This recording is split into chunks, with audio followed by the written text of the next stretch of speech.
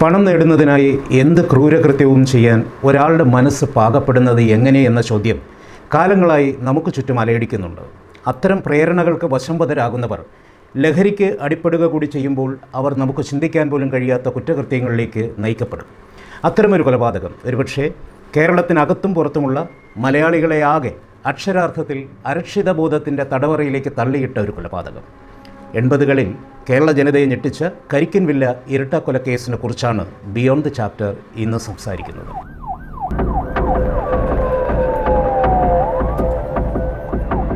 Beyond the chapter. കൊലപാതകം നടന്ന സ്ഥലത്തു നിന്ന് പോലീസ് കണ്ടെത്തിയത് അന്ന് വരെ മലയാളികൾക്ക് അത്രയൊന്നും പരിചിതമല്ലാത്ത ഒരു തരം ഷൂസിൻ്റെ അടയാളം മാത്രം.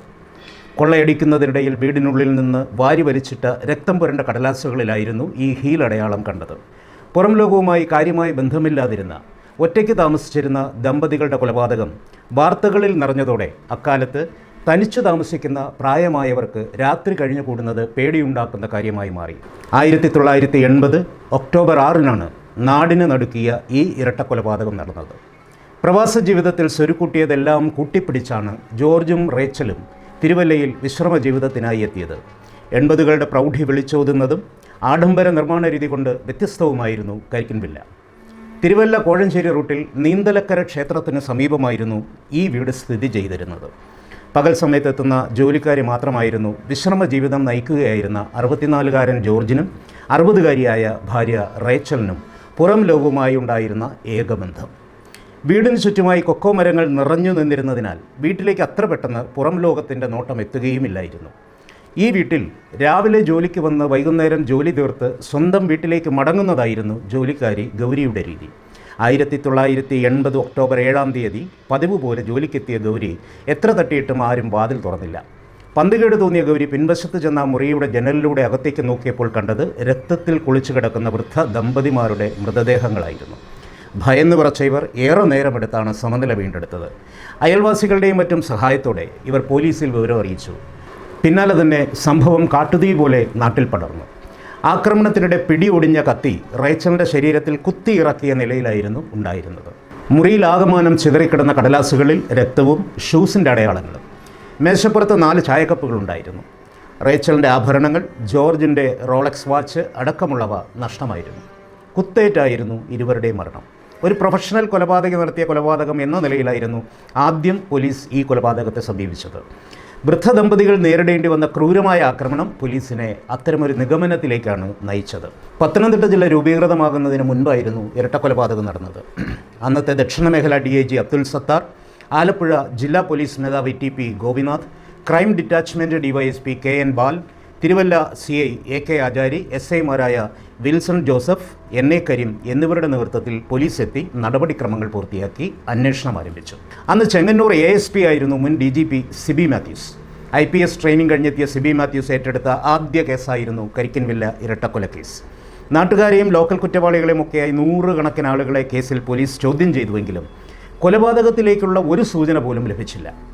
ഇതിനിടെയാണ് വീട്ടുജോലിക്കാരി ഗൗരി കേസന്വേഷണത്തിൽ പിടിവള്ളിയായ ചെറിയൊരു പരാമർശം പോലീസിന് നൽകുന്നത്. മദ്രാസിലെ മോൻ വരുമെന്ന് അമ്മച്ചി പറഞ്ഞതായി ഗൗരി മൊഴി നൽകി. പിന്നാലെ ദമ്പതികളുടെ ബന്ധുക്കളെ പോലീസ് തിരയാൻ തുടങ്ങി. ഈ തിരച്ചിലിനിടയിലാണ് കൊല്ലപ്പെട്ട ജോർജിൻ്റെ ബന്ധുവും മദ്രാസിൽ വിദ്യാർത്ഥിയുമായ റെനി ജോർജിലേക്ക് പോലീസ് എത്തിയത്. വിദേശികളായ സുഹൃത്തുക്കളൊപ്പം ദമ്പതികളെ ആക്രമിച്ച് പണം തട്ടാനെന്ന ലക്ഷ്യത്തോടെ തന്നെയായിരുന്നു ഇവർ കരിക്കിൻവില്ലയിലെത്തിയത്. കെനിയൻ സ്വദേശി കിബ്ലോ എന്ന് വിളിച്ചിരുന്ന ഹെബ്രു ഡാനിയേൽ, മൗറീഷ്യസ് സ്വദേശികളായ ഗുണശേഖരൻ, ഗുലാം മുഹമ്മദ് എന്നിവരാണ് റെനിക്കൊപ്പം അന്നുണ്ടായിരുന്നത്. കുറഞ്ഞ സമയത്തിനുള്ളിൽ പോലീസ് ഇവരെ കണ്ടെത്തി. തെല്ലും കുറ്റബോധമില്ലാതെ റെനിയും സുഹൃത്തുക്കളും മദ്യത്തിനും മയക്കുമരുന്നിനും ആഡംബര ജീവിതം നയിക്കുന്നതിനും വേണ്ടി വൃദ്ധ ദമ്പതിമാരെ കൊലപ്പെടുത്തി പണം അപഹരിക്കുകയായിരുന്നുവെന്ന് കുറ്റം സമ്മതിച്ചു. നവംബർ 6-ന് മദ്രാസിൽ നിന്ന് WMC 2408 എന്ന വ്യാജ നമ്പർ പതിപ്പിച്ച കാറിലായിരുന്നു റെനിയും സംഘവും കരിക്കിൻവില്ലയിലെത്തിയത്. പണം ചോദിച്ച് തന്നില്ലെങ്കിൽ കൊലപ്പെടുത്താൻ അവർ യാത്രയിൽ തന്നെ തീരുമാനമെടുത്തിരുന്നു. അങ്ങനെ കരിക്കിൻവില്ലയിലെത്തിയ റെനിയും സുഹൃത്തുക്കളെയും സന്തോഷത്തോടെ ജോർജ് സ്വീകരണ മുറിയിലേക്ക് ക്ഷണിച്ചിരുത്തുന്നു. റെനിയും സുഹൃത്തുക്കളെയും കണ്ട കുഞ്ഞമ്മ വീട്ടുജോലി കഴിഞ്ഞ് പോകാൻ നിന്ന ഗൗരിയോട് ഗസ്റ്റിന് ചായ കൂടി ഉണ്ടാക്കിയിട്ട് പോകുവാൻ ആവശ്യപ്പെടുകയാണ്. അങ്ങനെ ഗൗരി വന്നവർക്ക് ചായ ഉണ്ടാക്കുകയും മേശപ്പുറത്ത് വെച്ചിട്ട് അടുക്കള വഴി പുറത്തിറങ്ങുകയും ചെയ്തു. ഗൗരി പോകുമ്പോൾ റെനിയും സുഹൃത്തുക്കളും ജോർജുമായി സംസാരിച്ചു കൊണ്ടിരിക്കുകയാണ്. മദ്രാസിലെ മോൻ വരുമെന്ന് ഗൗരിയോട് പറഞ്ഞിരുന്നെങ്കിലും ചായ ഡൈനിങ് ടേബിളിൽ വെക്കുന്ന നേരത്ത് ആരാണ് വന്നതെന്ന് ഗൗരി കണ്ടിരുന്നില്ല. ഗൗരി പോയതും കുഞ്ഞമ്മ ഇവരെ ഡൈനിങ് ടേബിളിലേക്ക് ചായ കുടിക്കാനായി വിളിക്കുകയാണ്. ഗൗരി പോയി എന്ന് ഉറപ്പുവരുത്തിയ ശേഷമാണ് അവർ 4 പേരും ഡൈനിങ് ടേബിളിൽ നിന്ന് എഴുന്നേറ്റ് ജോർജിൻ്റെ അടുത്തേക്ക് വരുന്നത്. അപ്പോൾ ജോർജ് സ്വീകരണ മുറിയിലിരുന്ന് പത്രം വായിക്കുകയായിരുന്നു. റെനി പിറകിൽ കൂടി വന്ന് ജോർജിനെ കുത്തിയെങ്കിലും നല്ല ആരോഗ്യമുള്ള ജോർജിനെ വീഴ്ത്താൻ സാധിച്ചില്ല. പിന്നീട് 4 പേരും ചേർന്ന് ജോർജിനെ കീഴ്പ്പെടുത്താൻ ശ്രമിച്ചപ്പോഴാണ് കിബ്ലുവിൻ്റെ കയ്യിലെ കത്തി റെനിയുടെ കയ്യിൽ കൊള്ളുന്നതും റെനിയുടെ രക്തം മുറിയിൽ വീഴുന്നതും. ശബ്ദം കേട്ട് അടുക്കളയിൽ നിന്നും ഓടിയെത്തിയ കുഞ്ഞമ്മ കാണുന്നത് ജോർജിനെ കുത്തി വീഴ്ത്തുന്നതാണ്. ഇത് കണ്ടതും കുഞ്ഞമ്മ തിരിഞ്ഞോടി അടുക്കള വഴി പുറത്തിറങ്ങാൻ ശ്രമിക്കുകയാണ്. ഇത് കണ്ട ഗുണശേഖരനും ഹുസൈനും ഓടിച്ചെന്ന് അടുക്കളയിൽ വെച്ച് ഇവരെ പിടിക്കുന്നു.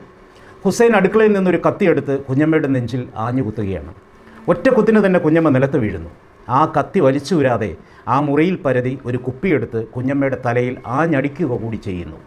പിന്നീട് അവർ ആ മുറി വിട്ട് സ്വീകരണ മുറിയിലെത്തിയപ്പോൾ തന്നെ ജോർജിനെ റെനിയും കിബ്ലുവും കൂടി അവസാനിപ്പിച്ചിരുന്നു.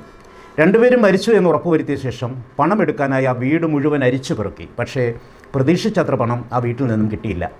എങ്കിലും വീട്ടിൽ സൂക്ഷിച്ചിരുന്ന 50,000-ലേറെ രൂപയും സ്റ്റീരിയോയും ഉൾപ്പെടെയുള്ള പല വിലപിടിപ്പുള്ള വസ്തുക്കളുമായി 4 പേരും അംബാസിഡർ കാറിൽ കയറി രക്ഷപ്പെടുകയാണ് ഉണ്ടായത്. 1983 മാർച്ച് 21 ഹൈക്കോടതി വിധി ശരിവെച്ചു. പൂജപ്പുര ജയിലിലായിരുന്നു റെനിയുടെയും ഗുണശേഖരൻ്റെയും മുഹമ്മദിൻ്റെയും വാസം. കെനിയക്കാരനായ കിബിലോയെ ഡൽഹി തീഹാർ ജയിലിലേക്ക് മാറ്റി. ജയിൽവാസം 1995 ജൂണിൽ പൂർത്തിയായി. ഓഗസ്റ്റോടെ ഗുലാം മുഹമ്മദും ഗുണശേഖരനും കിബ്ലോയും സ്വന്തം നാട്ടിലേക്ക് മടങ്ങി.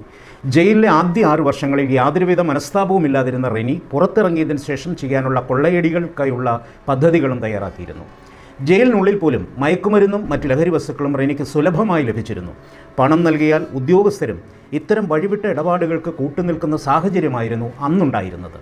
പരോളിൽ ഇറങ്ങുമ്പോൾ കൊള്ളയടിക്കാനുള്ള പദ്ധതിയും റെനി തയ്യാറാക്കിയിട്ടുണ്ടായിരുന്നു.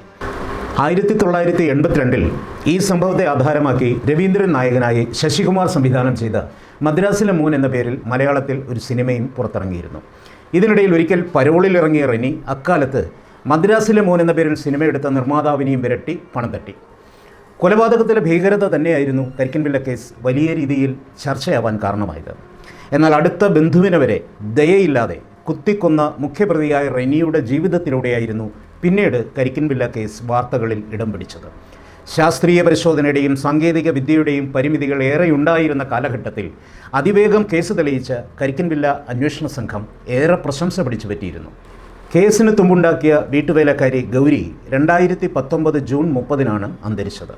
ഗൗരിയുടെ ആ മൊഴി മദ്രാസിലെ മോൻ വരുമെന്ന് അമ്മച്ചി പറഞ്ഞായിരുന്നു എന്ന മൊഴിയില്ലായിരുന്നുവെങ്കിൽ ഒരുപക്ഷെ ഈ കേസ് ഇന്നും തെളിയുമായിരുന്നില്ല.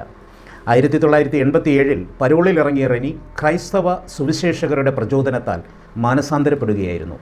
ജയിൽവാസകാലത്ത് തന്നെ വിവാഹിതനായ റെനി 1995 14 വർഷവും 7 മാസവും നീണ്ട ജയിൽ ശിക്ഷ അവസാനിച്ച ശേഷം മുഴുവൻ സമയ സുവിശേഷ പ്രവർത്തകനായി മാറി. മദ്യവും മയക്കുമരുന്നും മനുഷ്യനെ മൃഗമാക്കി മാറ്റും എന്നതിൻ്റെ ജീവിച്ചിരിക്കുന്ന തെളിവ് കൂടിയാണ് റെനി. ഡി അഡിക്ഷൻ സെൻ്ററുകളിലും മറ്റും പോയി സുവിശേഷത്തിലൂടെ റെനി ഇത് സാക്ഷ്യപ്പെടുത്തുമ്പോൾ കൂടുതൽ പേർക്ക് ജീവിതത്തിലേക്ക് തിരിച്ചു വരുവാൻ പ്രചോദനം നൽകുന്നുമുണ്ട്. ബിയോണ്ട് ദ ചാപ്റ്ററിൽ മറ്റൊരു കഥയുമായി വീണ്ടും കാണാം. ബൈ. Beyond the Chapter.